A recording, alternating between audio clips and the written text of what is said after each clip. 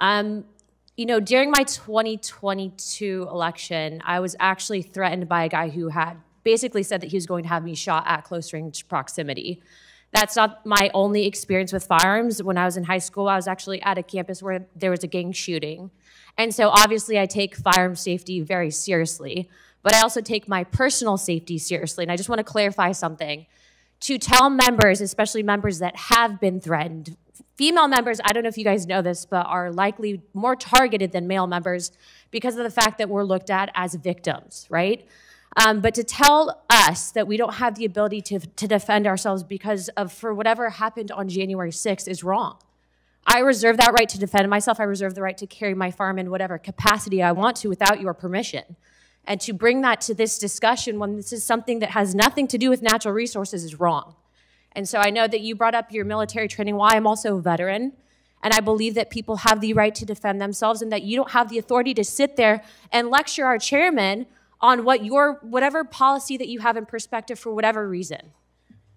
Representative Boebert brought up a great point. Anyone that has a concealed carry in this area has to go through training as well.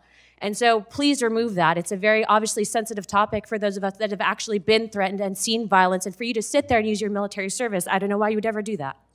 And I do not yield my time. Thank you, Chairman. Gentlelady, yield back. Does anybody else wish to be recognized? You wish to be recognized.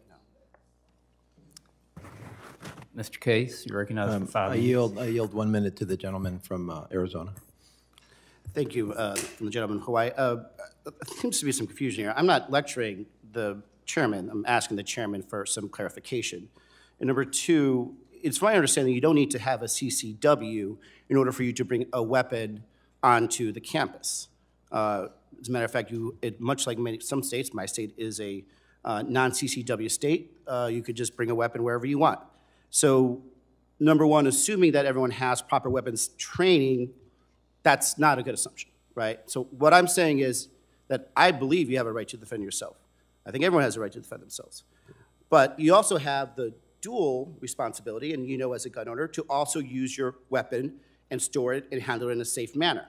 Now, since we don't have any clarification about who's going to actually enforce it, whether there's any enforcement capability, what I'm questioning is whether or not we should just have sane, previously established weapons handling regulations that have been endorsed and enforced, not endorsed, by places like the NRA and other weapons organizations that have trained many of us. That's all the question is. Now, the chairman can't answer the question. I get that because it puts him in a very sticky situation. But again, my thesis on all of this is that if we're going to allow this to happen— The gentleman's time has expired. Anna Paulina Luna is not somebody you want to mess with, and she's absolutely right here. Americans have the right to own guns, regardless of whether Democrats or liberals or people who don't like guns, regardless of what they say. We have the God-given right to own firearms, protect ourselves, protect our property, protect ourselves from the government and tyrants. That's what the Second Amendment was originally put there for, because our founding fathers had the foresight to understand how abuse of government works. And how it works is the government takes guns away from the citizenry and then does whatever it wants to the citizenry because now they can't do anything. They can't push back.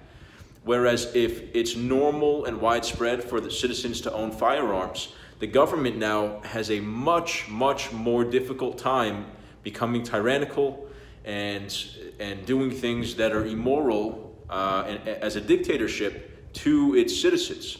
It's much more difficult. They have to make the decision of, do we want to do this by force and wipe out millions of people, or are we just gonna not do that? Are we not gonna be dictators?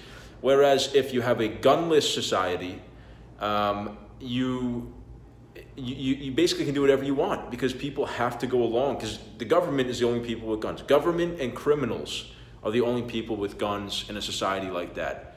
That's not a society that I want to live in. So, God bless the Second Amendment. Anna Paulina Luna did a great job here illustrating all this.